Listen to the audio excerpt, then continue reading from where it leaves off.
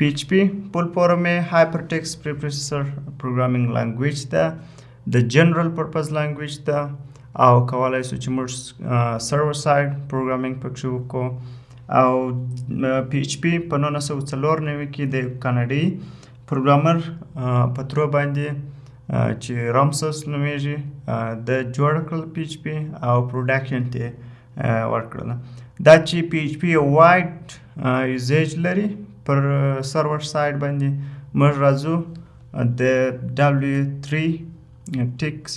یو خاص د دوی د ټکنالوژي اړوند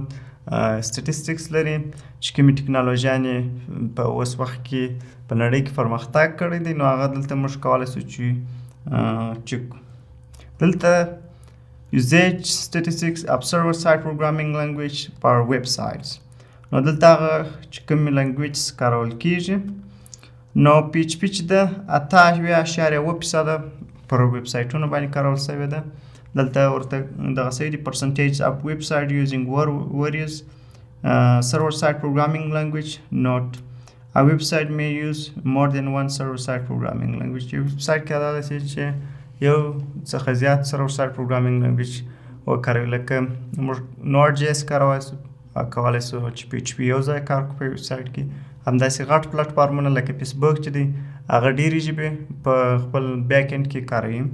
نو دلته راځو د سټټسټکس ته PHP 8.7% پر ویب باندې تر دې مهاله تر 2021 پورې کار شوی ده او همداسې ASP.NET 8.2% روبي 15.4%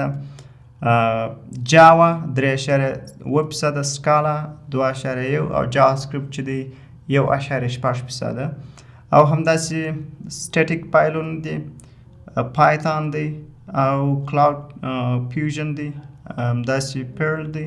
ایرلانګ دی چې دا د پای دغه یې کولی شو دلته د هر دغه ولي دلته هر سټټسټکس چې تاسو غواړئ دلته کولی شئ چې تاسو سرچ کړئ او همدلته تاسو ته ټول سټټسټکس د ټکنالوژي اړوند چې اوس کوم روان دي هغه ټوله تاسو ته ښوولی شي رنکینګ دی دلته به موږ راسو رنکینګ ته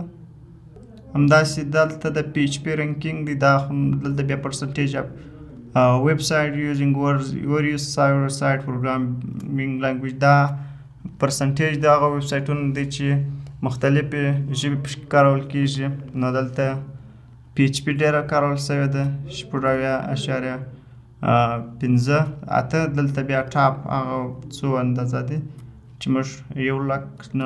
1 میلیون ویب سایټونو کې 0.8% PHP کار شوی ده همداسې په دغه کې هم تاسو کولی شئ چې سرچ وکړئ